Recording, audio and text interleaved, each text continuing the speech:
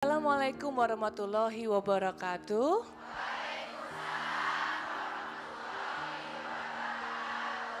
Bismillahirrahmanirrahim. Alhamdulillah, senang sekali hari ini saya kembali lagi bersama di program Kajian Hati bersama kalian semua para bunda di sini dan juga Ustadz kesayangan kami, Ustadz Hilman Fauzi di Masjid Raya Bintaro. Dan dengan tema kali ini yang sangat menyentuh, dunia bukan segalanya, akhirat tujuan akhirnya. Kami sudah tidak sabar ingin mendengarkan kajian langsung dari Ustadz Hilman. Kami persilahkan. Bismillahirrahmanirrahim. Assalamualaikum warahmatullahi wabarakatuh.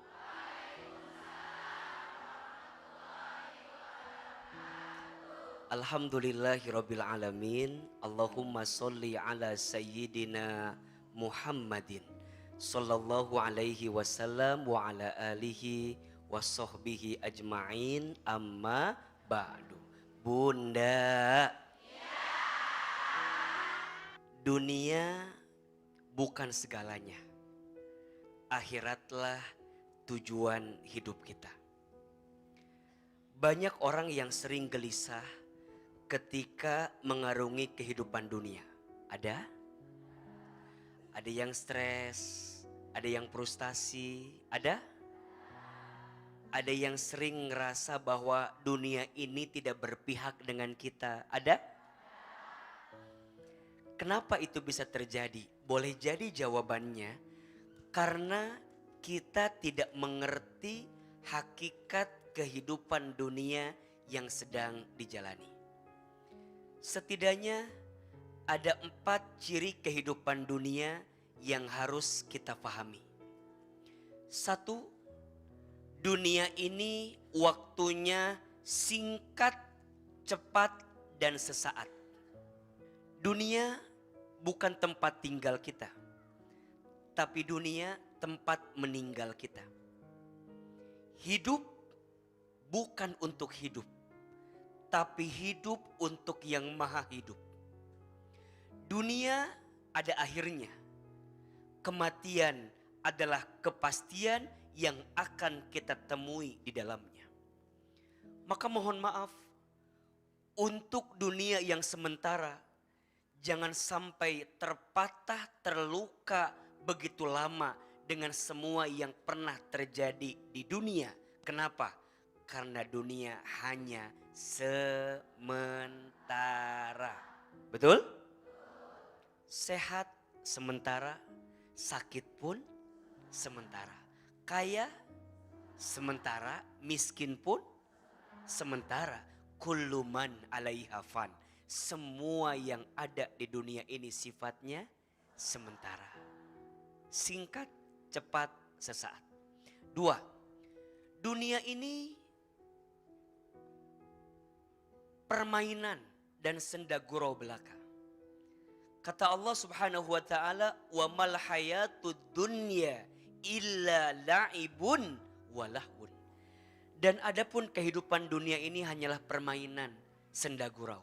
Maka jangan terlalu terlena dengan dunia yang hanya permainan dan senda gurau belaka. 3, dunia ini isinya ujian. Tidak ada satupun manusia yang hidupnya baik-baik saja. Setuju?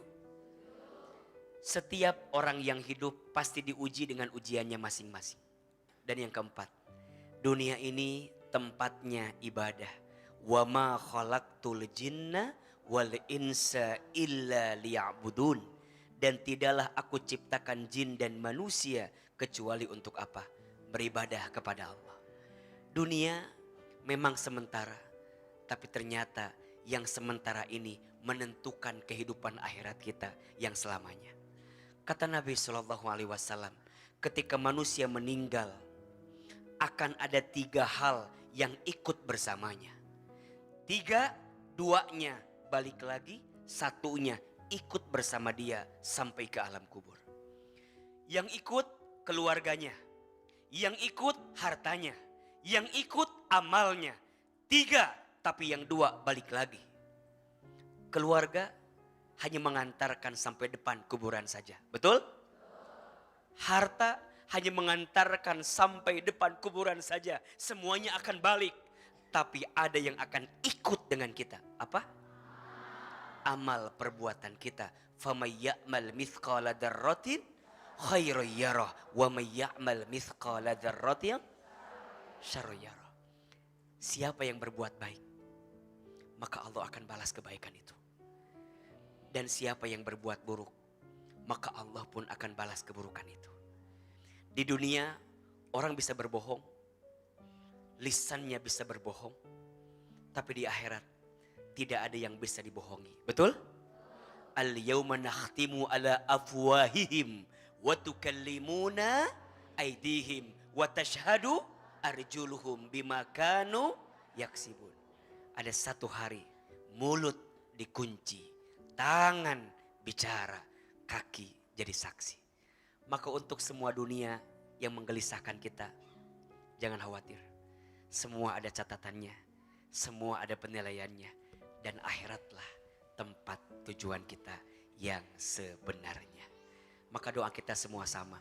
Rabbana atina fid dunya hasanah wa fil akhirati hasanah wa qina azabannar wa adkhilnal jannata ma'al abrar ya aziz ya ghaffar ya rabbal alamin. Mudah-mudahan kita semua tidak terlena dengan dunia dan semuanya Allah izinkan nanti masuk ke dalam surga. Amin ya rabbal alamin.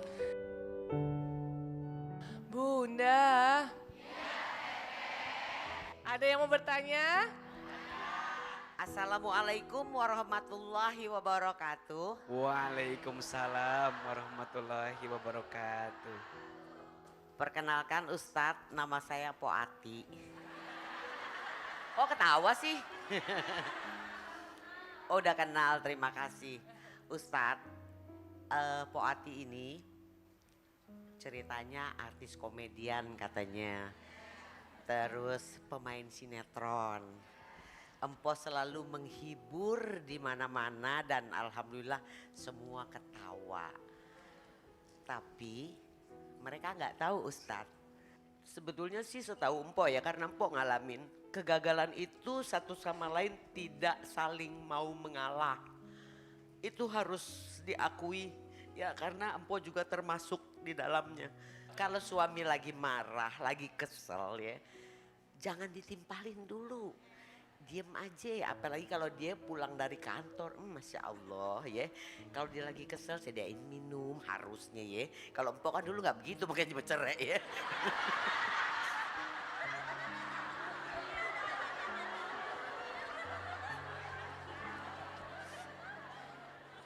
Iya, ini untuk ibu-ibu nih yang sekarang nih ya.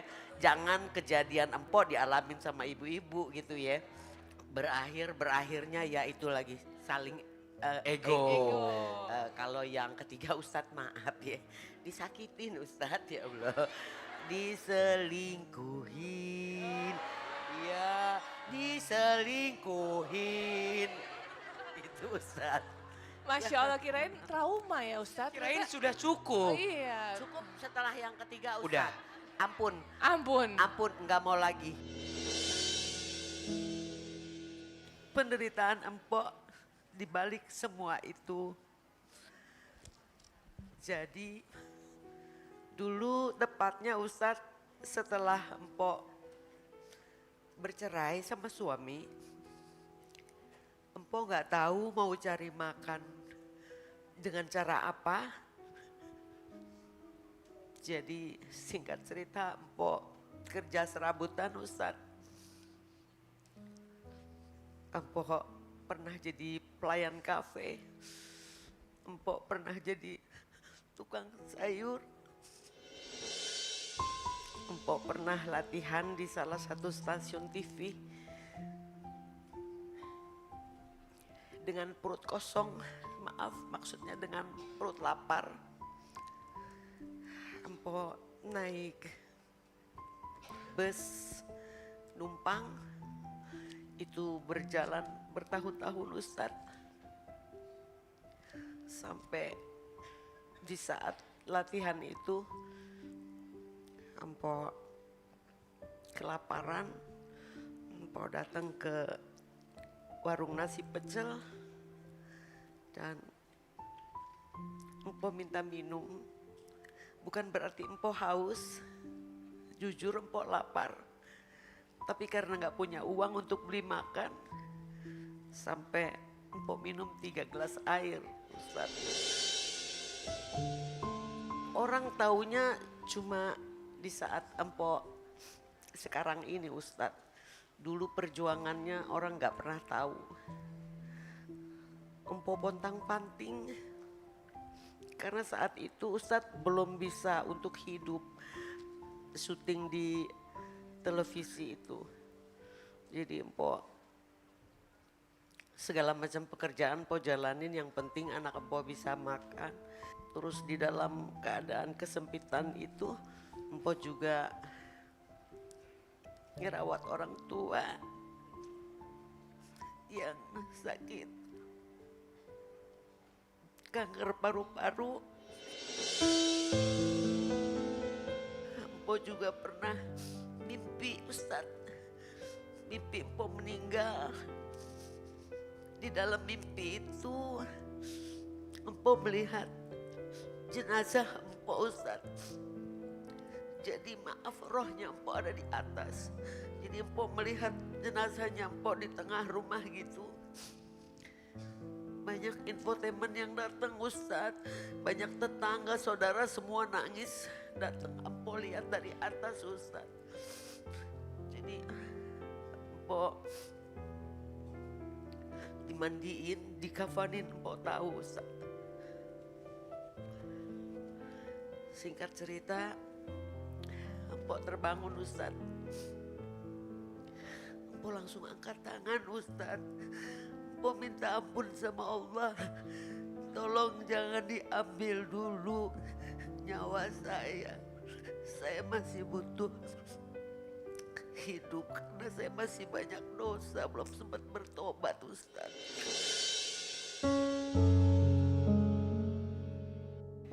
Bu Ati, Aa juga mau tanya, boleh nggak? Boleh? Apa yang Empo punya atau amalan apa yang Empo lakukan sehingga Allah ngasih umur yang panjang, sehat seperti ini? Sebetulnya sih cuma ngebenahin hati aja, Ustadz. Jangan iri, jangan dengki, jangan sirik. Jangan semua yang gak bagus buang-buangin. Itu nomor 1, Ustadz. Nomor 2, pikiran, Ustadz. Pikiran kita harus lempeng selempeng-lempengnya. Jangan punya aneh-aneh. Jangan punya Masya Allah, itu kok Paula jamnya keren amat ya. Kapan ya Empok punya jam kayak gitu? Udah jangan mikirin ke situ lagi. Jangan punya pikiran begitu. Jalanin hidup apa adanya, ya. Ngalir aja seperti air mengalir. Ada rezeki alhamdulillah, nggak ada rezeki kita puasa. Mama kan ini udah tua, Ustadz. Andai Mama satu saat nggak ada umur, Mama nggak minta apa-apa. Mama cuma minta doanya untuk Mama di akhirat sana gitu. Gak minta apa-apa, Ustaz. Yang saya mau tanyakan, Ustaz, apakah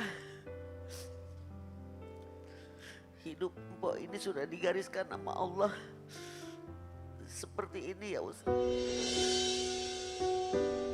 Baik, Masya Allah. Bunda.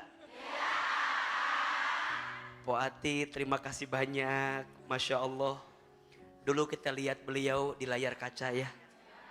Masya Allah, beliau menghibur kita dengan luar biasa. Percayalah, di antara amal yang sangat dicintai Allah, apa salah satunya? Tudkhiluhu sururun ala kulli muslimin. Menempatkan kebahagiaan di hati orang lain. Po Ati menjadi komedian, menghibur banyak orang. Masya Allah, orang jadi terhibur, tertawa melihat beliau. Ada pahala atau tidak? Po Ati, percayalah, semua kebaikan Empok selama berkarir pasti Allah balas dengan pahala terbaiknya. Yang kedua terkait dengan takdir, beliau bertanya, "Aa, apakah hidup saya memang ditakdirkan seperti ini?" Jawabannya iya. Tidak ada satupun yang terjadi illa biiznillah, kecuali atas izin Allah. Tapi harus ingat, kata Allah, "Ma asobaka min hasanatin faminallah, wa ma asobaka min sayyiatin famin nafsik." Dan apa-apa yang baik yang terjadi dalam hidupmu, semua dari siapa? Allah. Dan apa-apa yang buruk yang terjadi dalam hidupmu disebabkan oleh perbuatanmu. Jadi kalau ada yang baik, kembalikan kepada Allah. Kalau ada yang tidak baik, tanyakan ke dalam diri kita. Mungkin ada kesalahan yang pernah kita lakukan. Maka ujian itu ada dua tujuannya. Satu, Allah mengujimu karena Allah sedang menghapuskan dosa-dosamu. Dan yang kedua, Allah mengujimu karena Allah sedang mengangkat derajatmu. Percayalah, Poati tidak mungkin jadi besar kecuali sebelum itu ada ujian yang berat yang pernah Poati lakukan. Betul? Tadi beliau cerita begitu panjang. Beliau hidup luar biasa ujiannya. Dari mulai izin tadi sempat kelaparan, susah nyari rezeki, susah nyari kerjaan. Beliau dikhianati, beliau ditinggal pergi. Tapi percayalah, batang tidak mungkin kokoh, daun tak mungkin rindang, buah tak mungkin manis, kecuali akarnya yang kuat. Betul? Jangan membenci semua takdir yang pernah dititipi. Kenapa? Boleh jadi kamu membenci sesuatu padahal itu baik bagimu. Dan boleh jadi kamu menyukai sesuatu padahal itu buruk bagimu. Allah Maha tahu sedangkan kita tidak tahu. Percayalah, sayangnya Allah lebih banyak sama Poati. Usia 70 tahun bukan waktu yang sebentar. Betul? Nikmat umur dikasih, nikmat sehat dikasih, nikmat nama baik dikasih. Bukankah semua orang mencari kemuliaan? Betul? Orang pengen mengenang kita sebagai orang baik. Jadi nanti mohon maaf ya, kalau Poati wafat, percayalah orang akan bertanya, "Poati, kamu kenal Poati?" Kenal. Orangnya gimana? Lucu. Orangnya gimana? Baik. Orangnya gimana? Hebat. Orangnya gimana? Beliau banyak karyanya. Masya Allah. Bukankah itu yang kita inginkan? Betul? Saat kita nanti wafat, orang bertanya, apakah ini orang baik? Baik. Apakah ini orang baik? Baik. Makanya perhatikan, kalau ada orang yang meninggal sebelum disolatkan, apa pertanyaannya? Am hada min ahlil khair? Apakah orang ini adalah orang yang baik? Betul? Semua jawab apa? Khair, khair, khair. Kalau orang ini orang baik, mari kita solatkan. Pesan untuk pemirsa, jangan menyimpulkan orang yang sering tertawa tidak punya luka.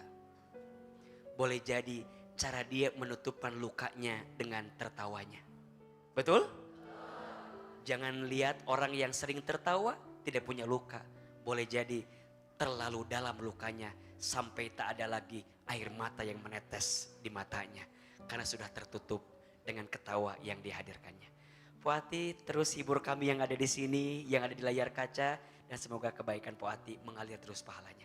Amin ya rabbal alamin. Kalau pas lagi tidur gitu suka nangis. Kenapa kok hidup gue sesusah ini saat itu, susah banget ya. Kalau kerja apapun yang penting halal. Karena kalau ngasih makan anak itu harus uang halal. Kalau nggak halal nanti jadi darahnya jadi daging anak empuk, takutnya jadi anak yang kurang baik. Makanya carinya harus yang halal. Jadi memang ternyata Mpok tahu hidup ini memang semuanya serba sementara gitu. Jadi nggak usah terlalu jadiin apa berlomba-lomba untuk kaya gitu. Kalau empok sekarang udah enggak ke situ, sayang sekarang empok berlomba-lomba berbuat kebaikan untuk di akhirat.